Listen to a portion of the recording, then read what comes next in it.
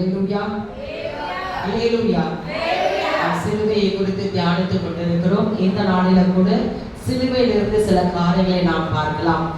நமக்கு வேதத்துல 7 விதமான உடன்படிக்கைகள் கொடுக்கப்பட்டிருக்கிறது.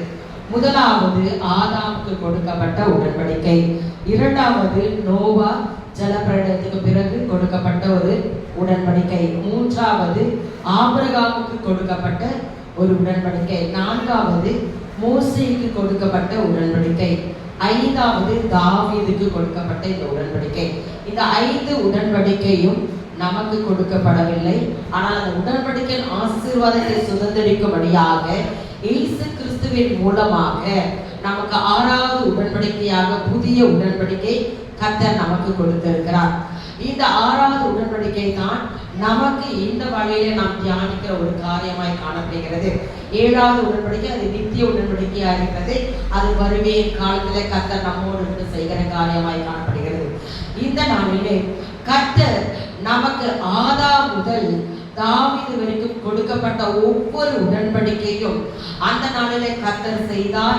அதனாலே நமக்கு கிடைக்கப்படுகிற காரியங்கள் ஏராளமாய் காணப்படுகிறது. ஆனால் புதிய உடன்படிக்கையின் மூலமாக கர்த்தர் நமக்காக சிலுவையிலே பலியான தேவனை நாம் இந்த நாளிலே தியானித்துக் கொண்டிருக்கிறோம். அவர் நமக்கு கொடுக்கப்பட்ட காரியங்கள் பழைய ஏற்பாடு காலத்திலே ஒருவன் பாவியாய் காணப்பட்டால் அவன் என்ன செய்வான்? ஒரு ஆடோ ஒரு மாடோ கொண்டு போய் பலி செலுத்தும்படியாக ஆசாரியர்களிடத்திற்கு கொடுக்கப்படுவார்கள். அந்த ஆடை என்ன பண்ணுவாங்க? அவர்கள் நேரடியாக நம்ம எந்த ஆலயத்துக்குள்ளாக ஆசாரிய கூடாரத்துக்குள்ளாக போக முடியாது. அந்த பிரகாரத்திலே அவர்கள் வைக்கப்பட்ட அந்த பலிபீடத்திலே அந்த ஆடை அவர்கள் என்ன பண்ணுவாங்க? பலி செலுத்தி அந்த ரத்தத்தை மாத்திரம் எடுத்து பலிபீடத்தில் 4 முனையில் அதை தெளிப்பார்கள். அதை அந்த ஆடை பலி செலுத்த முன்பதாக அந்த ஆட்டின் தலையின் மீது அந்த பாவியாக மனிதன் அதில் கை வைக்க அனுமதி கொடுப்பார்கள். அதன் பிற்பாடு அவனை குறித்த காரியங்களை விசாரிப்பார்கள். அவன் எந்த கோத்திரத்தை சேர்ந்தவன், அவன தாய் தகப்பனான் யார், எந்த பிரபுவின் கீழாக அவன் வந்திருக்கிறான் என்று எல்லாவற்றையும் அவன் விசாரித்து அவன் செய்த பாவங்களை குறித்து அந்த இடத்துல எல்லா கேள்விகளும் கேட்பார்கள். அப்படி கேட்கும் போதே அவன் செய்த பாவத்தின் நிமித்தமாக அவன் மிகவும் பாரப்படுகிறவனாய் காணப்படுவான். அப்படிப்பட்ட எல்லா சாதாரணமாக பலி செலுத்த யாராலும் முடியாது. அவன் இஸ்ரவேலனாக முக்கியமாக காணப்பட வேண்டும். புறஜாதியான அந்த இடத்திற்குள்ளாக கூட போக முடியாது. அதனால தான் நாம் புதிய உடன்படிக்கைக்குள்ளாக வரும்போது இந்த நாளிலே சுதந்திரமாக ஆலயத்துக்குள்ளாக உட்கார்ந்து தேவனை ஆராதனை செய்து கொண்டிருக்கிறோம். அந்த நாட்களில் கிடைக்காத பாக்கியம் இந்த நாளில் நமக்கு கர்த்தர் கொடுத்திருக்கிறார். அந்த பலியை கூட அவர்கள் அந்த ரத்தத்தை அவர்கள் பலிபீடத்தின் மீது தான் தெளிப்பார்கள் தவிர அந்த மனிதன் மீது ஒரு காலம் தெளிக்கப்படல. அந்த ரத்தம் தெளிக்கப்படாத நிமித்தமாக அவனுக்குள்ளாக ஒரு பாரம், இது பாவ மன்னிப்பு ஏற்கப்பட்டதா இல்லையா என்று. இப்படிப்பட்ட காரியங்கள் தான் அந்த நாளிலே செயல்பட்டது. அந்த பலிபீடம் மிகவும் பரிசுத்தமாக காணப்பட்டது. அந்த பலிபீடத்தின் மீது ஏதாச்சும் ஒரு துணியோ ஏதாச்சும் மேலப்பட்ட அந்த துணி பரிசுத்தமாக மாறும். அப்படியாக அந்த பலிபீடம் கருதப்பட்டது. ஆனால் அந்த ரத்தம் தெளிக்கப்பட்ட பலிபீடம் பரிசுத்தமாய் காணப்பட்டது ஒழிய அந்த மனிதன் பரிசுத்தமாகுவதற்கு எந்த ஒரு காரணமும் இல்லாமல் காணப்பட்டது. அந்த பாரத்தோட அந்த காரியங்கள் காணப்படும் போது இயேசு கிறிஸ்துவானவர் நமக்காக சிலுவையின் பலிபீடத்திலே அவர் நமக்காக ரத்தம் சிந்தினார். அந்த ரத்தம் தெளிக்கப்பட்டவர்களாக இந்த நாளிலே காணப்படுகிறோம். யாத்திராகமம் புஸ்தகம் 29ஆம் அதிகாரம் 11ஆம் வசனத்தை வாசிப்போம்.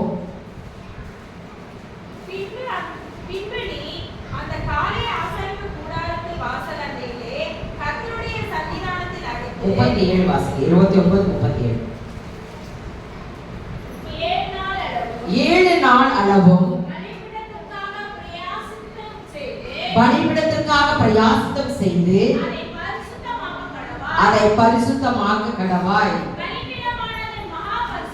பலிபீடமாவது மகா பரிசுத்தமாயிருக்கும். பலிபீடத்தை தொடுவதெல்லாம் பரிசுத்தமாகும். பலிபீடத்தை தொடுவதெல்லாம் பரிசுத்தமாகும். ஆனால் அந்த பலிபீடத்தை யார் தொட முடியாது? அந்த பாவியாக அந்த மனிதனால் அந்த பலிபீடத்தை தொட முடியாது. அப்படி தொடாமல் காணப்படும் போது அவனுடைய பாவங்கள் எப்படி மன்னிப்பாகும், அவன் எப்படி பரிசுத்தமாவான். அந்த இடத்துல அவன் எந்த இடத்துக்குள்ளாக போக முடியாது, தேவனுடைய ஆலயத்துக்குள்ளாக போக முடியாது, ஆசாரிப்பு கூடாரத்துக்கு மூலமாக கடந்து போக முடியாது. அப்படி அவன் கடந்து போயிருந்தால் அந்த பிரகாரத்தை கடந்து போறதா பரிசுத்த ஸ்தலம் இருந்திருக்கான். அந்த பரிசுத்த ஸ்தலத்துக்குள்ளாக அவன் கடந்து போய் குத்து விளக்காக தேவனுடைய வார்த்தை காணப்படும், சமூகத்து அப்பங்கள் காணப்படும்.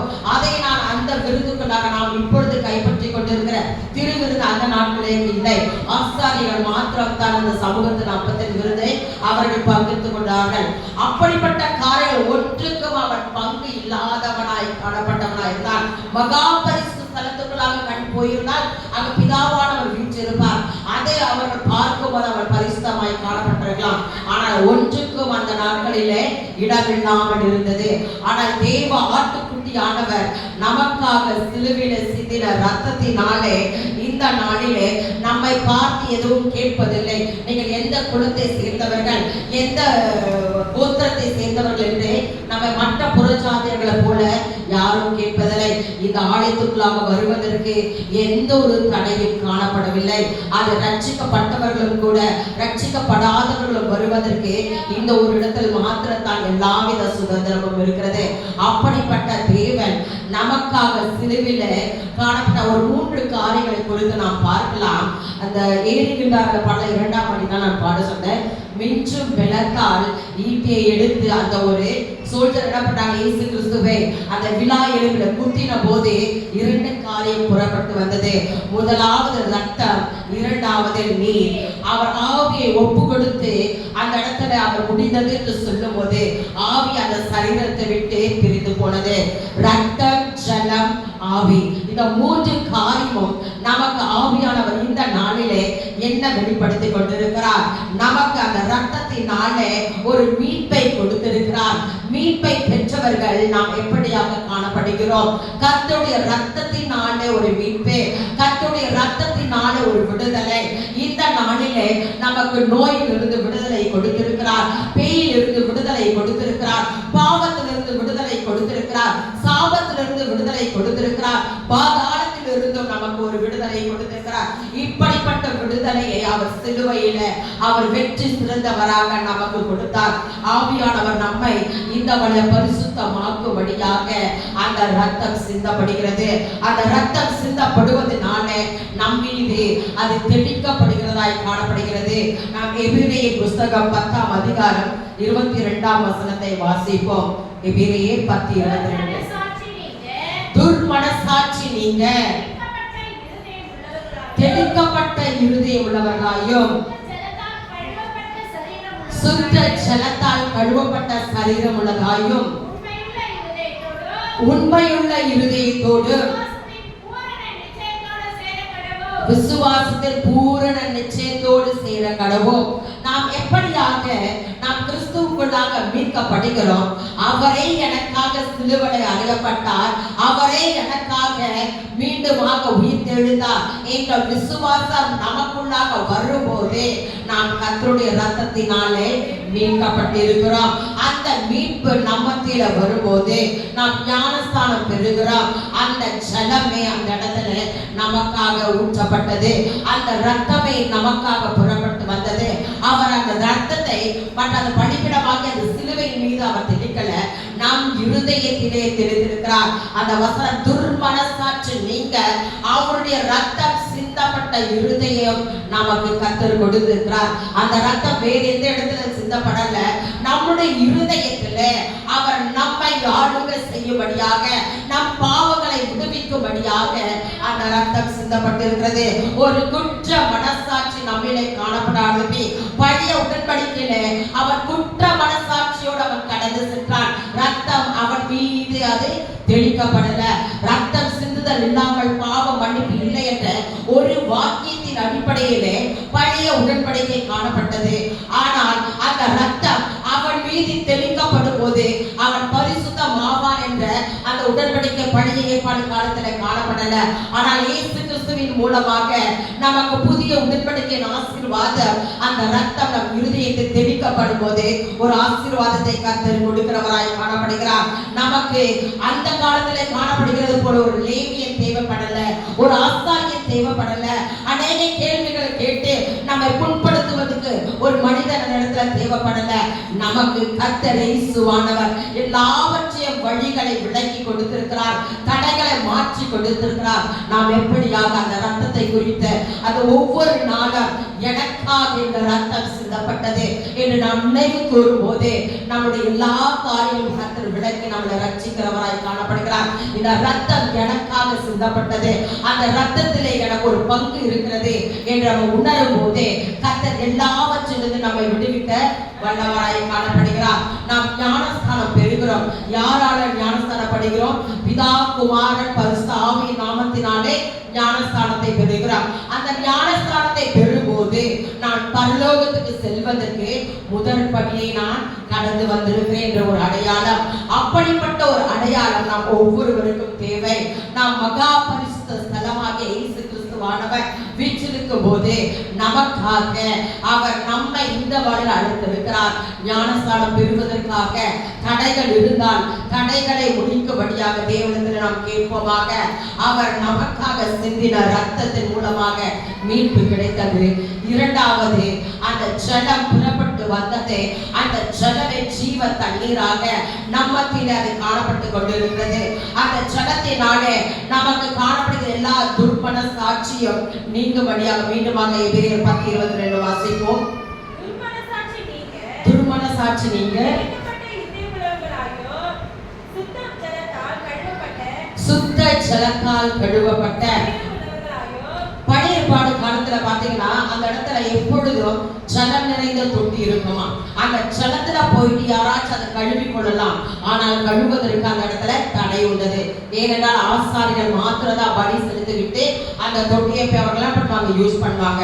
ஆனால் அது இருந்து அதை யூஸ் பண்ணுவதற்கு அவங்களுக்கு என்ன இல்லை, உரிமை இல்லாதவர்களாய் காணப்பட்டாங்க. ஆனால் இயேசு கிறிஸ்து நமக்காக ஒரு அடையாளத்தை ஏற்படுத்தி சென்றிருக்கிறார்.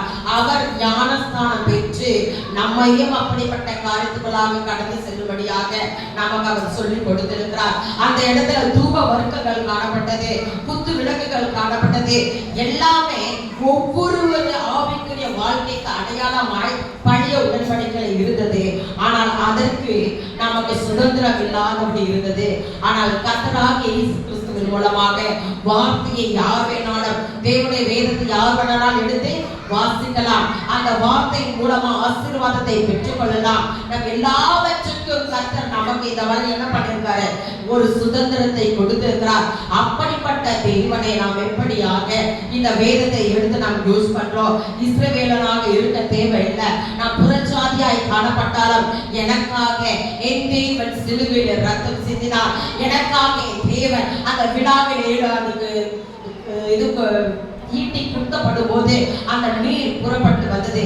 அதுதான் அந்த சரீரத்தில் காணப்பட்ட கடைசி நீரா. ஏனென்றால் அது காடியை எடுத்து அவர் சாப்பிட்ட அந்த சரீரத்தில் ரத்தமும் நீரும் கட்டிடுமா, கட்டிட்டு அது வெளியேற முடியாது.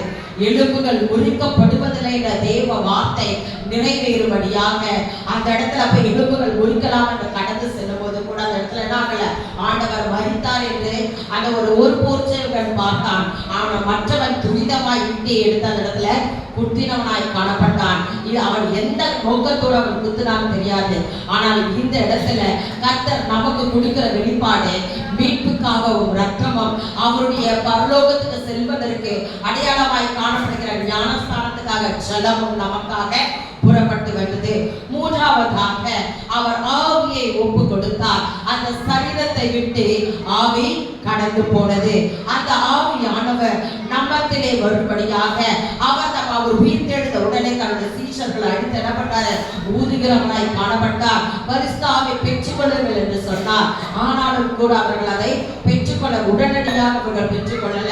அவர்கள் எல்லாம் ஒன்று சேர்ந்து ஒரு மனத்தோடு அவர்கள் ஒரு இடத்தில் காத்திருந்து ஜெபத்தில் உறுதியாய் தரித்திருக்கும் போது ஆண்டவர் அப்போஸ்தலர் 1:8 அவர் பரிசுத்த ஆவியை வாசிங்க வரும்போது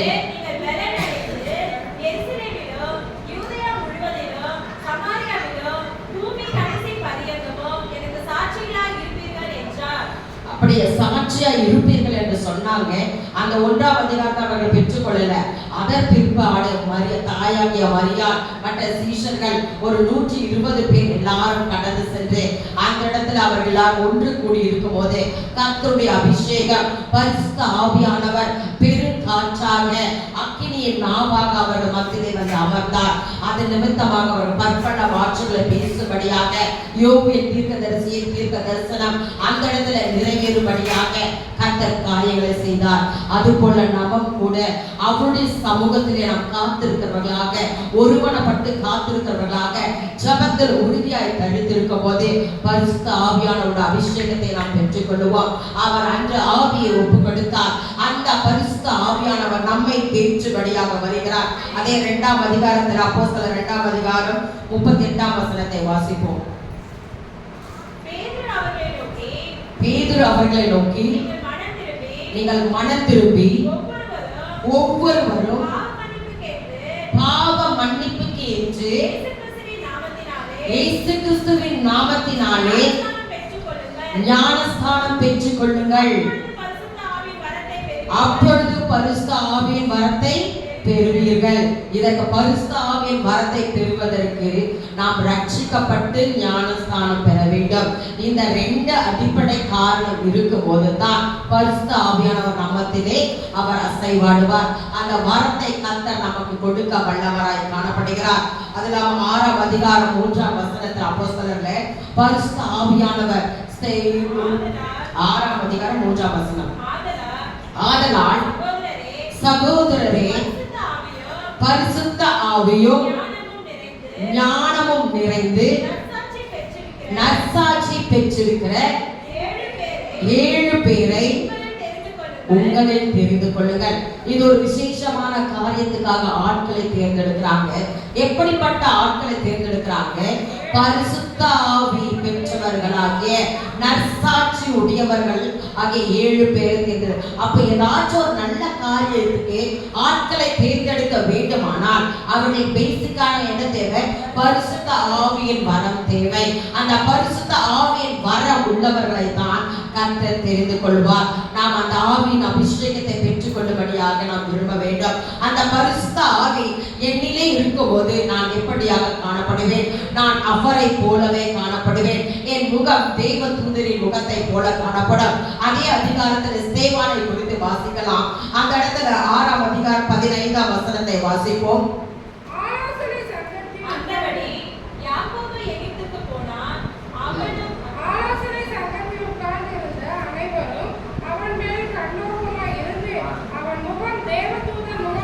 அவன் முகம் தேவ தூதரின் முகத்தை போல காணப்பட்டதாம்.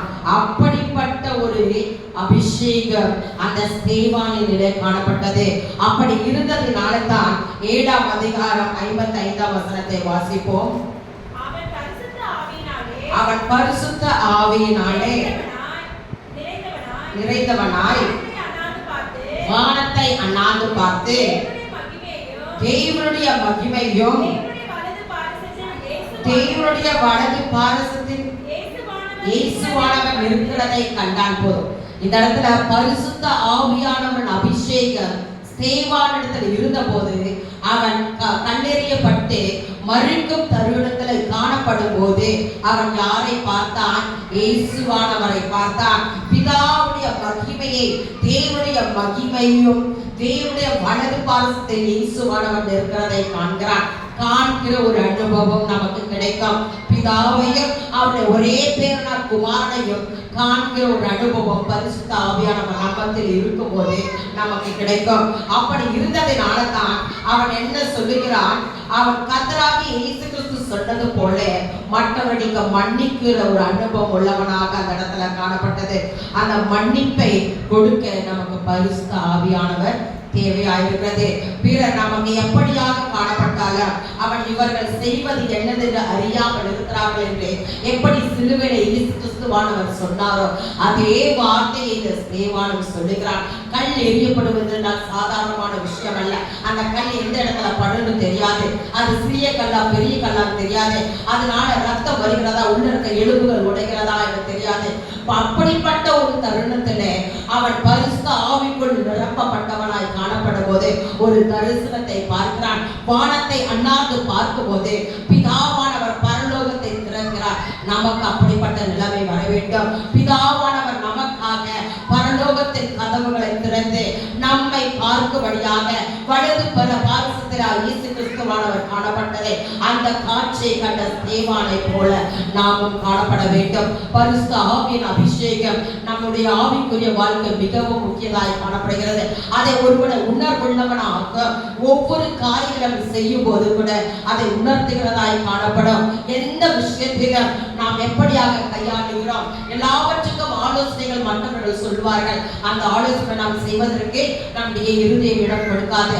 ஆனால் ஆவியானவர் உணர்த்தும் போது ஒருவன் அதை கீழ்ப்படிந்து நடந்தால் கர்த்தருடைய அபிஷேகம் அந்த இடத்துல உண்மையான அபிஷேகமாய் காணப்படுகிறது. கர்த்தரோட ஆவியான உணர்த்தும் போது அதன்படி செய்யாமல் போகும்போது நாம் உலகத்தின் அதிபதியாய் காணப்படுகிற சாத்தானின் கீழ் அடிமைகளாக காணப்படுகிறோம். இந்த நாளிலே கர்த்தர் நமக்காக சிலுவையில 3 காரியங்களை வெளியேற்றினார். முதலாவது ரத்தம் தெளிக்கப்பட்ட இருதயத்தை நமக்கு கொடுத்திருக்கிறார். ஞானஸ்தானம் பெறுவதற்காக ஜலம் நமக்காக புறப்பட்டு வந்தது. மூன்றாவது பரிசுத்த ஆவியானவர் நம்மத்திலே காணப்படும்படியாக அவர் ஆவியை ஒப்புக் கொடுக்கிறதாய் காணப்படுகிறார். இதை அனைத்தும் நாம் எப்படியாக ஏற்றுக்கொள்கிறோம்? ரோமரின் புஸ்தகம் 3ஆம் அதிகாரம் 26ஆம் வசனத்தை வாசிப்போம். ரோமர் 3:26.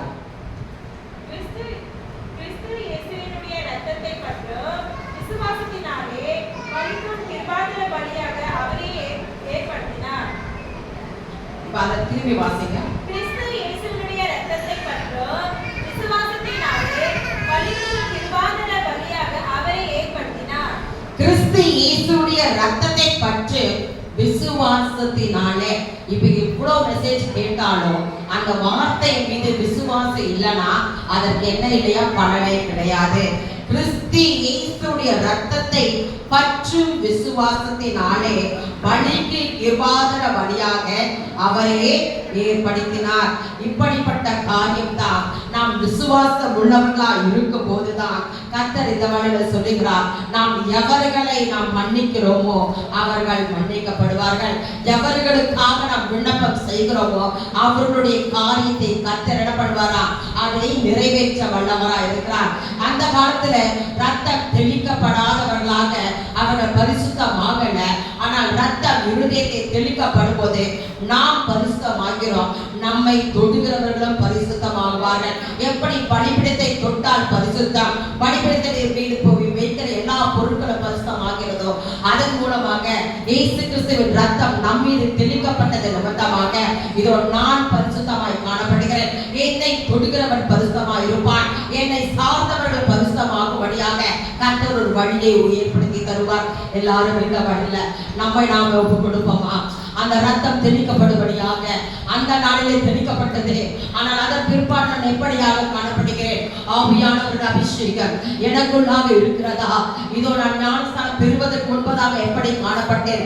ஞானஸ்தானம் பெற்ற பிறகு நான் எப்படியாக இருக்கிறேன்? பரிசுத்த ஆவியின் அபிஷேகம் பெற்ற முன்பு எப்படி இருந்தேன்? பெறுவதற்கு பின்பு நான் எப்படியாக காணப்படுகிறேன்? அவருடைய கரத்தில் நம்மை ஒப்பு கொடுப்போமா? ஒரு விசை எல்லாரும் நாம் இருதயத்தை திறந்து கர்த்தரிடத்திலே நாம் ஆராதனை செய்வோம். ஆண்டவரே, தகப்பன என் சரீரத்தை உடைய கரத்தில் ஒப்பு கொடுக்கிறேன். ஆண்டவரே, ஸ்தோத்திரம் அப்பா. எனக்காக சிலுவையிலே நீர் சிந்தின ரத்தம் ஆண்டவரே, இதை இருதயத்திலே தெளித்தாண்டவரே, எப்பொழுதும் தெளிக்கப்பட்ட இருதயத்தை பெற்றவர்களாக நாங்கள் காணப்படும்படியாக எங்களை நடத்துங்கப்பா. ஆமெனப்பா, ஸ்தோத்திரம். பழைய உடன்படிக்கையில இல்லாத ஒரு காரியத்தை புதிய உடன்படிக்கை உம்மாலே எங்களுக்கு கொடுக்கப்பட்டு இருக்கிறதப்பா. உம்மாலே கொடுக்கப்பட்டு இருக்கிறது தகப்பனே. அதை உணர்ந்தவர்களாக இதோ என் ரத்தம் தெளிக்கப்படும் போது துர்பல சாட்சியை விட்டு அகற்று போவதாக. ஆமெனப்பா, ஹalleluya. ரத்தத்தை பற்றும் விசுவாசம் என்னிலே இருக்கிறதா? ஓ, சோதித்து பார்ப்போமா? ஆண்டவரே, நான் உம்மை விசுவாசிக்கிறேனா? ஹalleluya. ஆமெனப்பா, ஸ்தோத்திரம் ஆண்டவரே, ஸ்தோத்திரம் தகப்பனே. ஹalleluya. ஆண்டவரே, இதோ ஸ்தேவானை குறித்து பார்த்தோம். ஆண்டவரே, ஒருவர் ஒரு காரியத்துக்குள்ளாக தெரிந்தெடுக்கப்பட்ட அந்த பரிசுத்த ஆவியின் வரம் தேவைப்படுகிறதப்பா. ஹalleluya. ஹalleluya ரபலா குரலையா. அந்த ஸ்தேவான் பரிசுத்த ஆவியினால் நிரப்பப்படும் போது வானம் அவனுக்கு திறக்கப்பட்டது. தேவனுடைய மகிமையும் வலது பாரசத்தில் உட்கார்ந்த குமாரனை கண்டானே. அந்த காட்சி நாங்கள் பார்ப்போமா? லபஷா ரபா குரலையா லிகரபலபஷா குரபலா குரலையா. அந்த பரிசுத்த ஆவி அவனே காணப்பட்டது நிமித்தமாக அவனை கல்லெறிந்தவர்களை அவன் மன்னித்தானே. ஓரா லபஷா ரபா குரலையா லிகரபலபஷா வரபலபா. மீட்படைய ரத்தம் லிகரபஷா குரபலபா. பரலோகத்துக்கு செல்வதற்கான முதல் படி ஞானஸ்நானம். மூன்றாவது ஓரே பரலோகத்துக்கு நான் பாத்திரராய் காணப்படுவதற்காக பரிசுத்த ஆவியின் அபிஷேகம் எனக்குள்ளாக காணப்பட வேண்டும். ஹalleluya. உனக்கு கொடுக்கப்பட்ட அபிஷேகத்தை தினமும் புதுப்பித்துக் கொண்டிருக்க வேண்டும். ஹalleluya. Yes Father, yes Father அப்பா. ஹalleluya. ஆமென். ஆண்டவரே ரத்தத்தினால ஜெயம் என் வாழ்க்கையில ஜெயத்தை கொடுத்திருக்கிறப்பா. ஹalleluya. பரபரபா குரலையா லிகரபலபா ஷபரபா. ஆமென். ஆண்டவரே பழைய உடன்படிக்கையில நான் பழைய உடன்படிக்கையை கடந்து சென்றேனப்பா. புதிய உடன்படிக்கையில என்னை தலைமையில செய்திருக்கீங்கப்பா. ஓ ரபனா கரைஷா கரபலா லிகரபலா. உம்மை வருவதற்கு எனக்கு ஏதோ ஒரு தடை இல்லையப்பா. தடைகளை நீக்கினவர் எங்களுக்குள்ளே காணப்படுகிறார். ஹalleluya. ஓ ரபஷா பரக்கா லிகரபலபா குரலையா. என் தேவன் பரிசுத்தர், என் தேவன் பரிசுத்தர். ஹalleluya. ஹalleluya. இந்த நாளில கர்த்தர் உங்களுக்கு ஒரு மீட்பை கொடுத்திருக்கிறார். லபஷா குரபலபா. உன்னை பாத்திரமாய் மாற்றியிருக்கிறார். ஹalleluya. ஹalleluya. ஓ ராசி கரபலா குரலையா லபஷா பரபலபா குரலையா. ஆமென் அப்பா. இந்த மாம்சத்தை வைத்துக்கொண்டு நான் செய்யும் காரியம் ஓ ரபஷா கரபலா உமக்கு பிரியமற்ற காரியங்கள் ஆண்டவரே. ஒரு விசையை ஒப்புக்கொள்ளுங்க அப்பா. ஓ எனக்கு தாவே சரீரம் முழுவதா கருவம் என்று சொன்ன தாவே பேதமை போல அல்லப்பா. சொல்லிய மறுதலித்தாவே ஒரு பாஷா கரட்டாவே நான் உண்மை மறுதலிக்காதபடி ஆமெனப்பா. சிலுவையை சுமந்து சென்ற சிஷ்யனாக எங்களை நடத்துகிறப்பா. Yes father, yes father. ஹalleluya, ஹalleluya. ஆமென். இன்னும் ஒரு சிலரை கர்த்தர் தொட வேண்டும் என்று சித்தம் கொண்டிருக்கிறார். ஹalleluya. ஒப்புக்கொடுங்க, ஒப்புக்கொடுங்க. ஆமென். ஹalleluya, ஹalleluya, ஹalleluya. ஆமென். இயேசு என்று சொல்லும்போது, இயேசு என்று சொல்லும்போது வல்லமை புறப்பட்டு வந்திருக்கிறது. ஹalleluya. அவருடைய ரத்தம், அவருடைய ரத்தம். ஓ ரத்தராயா லபஷா ரபா லபஷா ரபா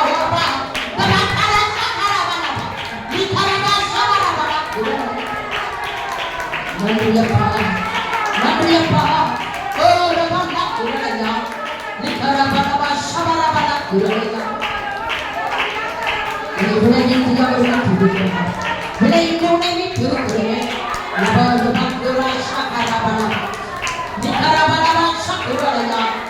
உனக்கு சமாதானம். ஓ ரபா கரலையா அலைந்த கண்டிருக்கிறாயே உனக்கு சமாதானம். லபஷா குரலையா. ஹalleluya, ஹalleluya. இயேசு என்று சொல்லும்போது உனக்கு ஒரு பெரிதான சமாதானத்தை கர்த்தர் கொடுக்கிறார். ஆமென் அப்பா. எஸ் லார்ட், எஸ் லார்ட் அப்பா. நன்றி அப்பா, நன்றி தகப்பனே. அந்த பலிபீடம் வேண்டாம் அப்பா. எங்களுக்கு நீர் போதும், நீங்க போதும் அப்பா, நீங்க போதும் தகப்பனே. ஹalleluya. விவாஷரபா குரலையா. நன்றியப்பா. ஸ்தோத்திரம், ஸ்தோத்திரம், ஸ்தோத்திரம். ஆமென். நாங்கள் விசுவாசிக்கிறோமப்பா. இதோ தகப்பனே புதிய உடன்படிக்கை பங்குதாரராக நாங்கள் காணப்படுகிறோம். ஹalleluya. நாங்கள் பரலோகத்துக்கு செல்வோம் என்ற முழு நிச்சயம் எங்களுக்கு இருக்கிறதப்பா.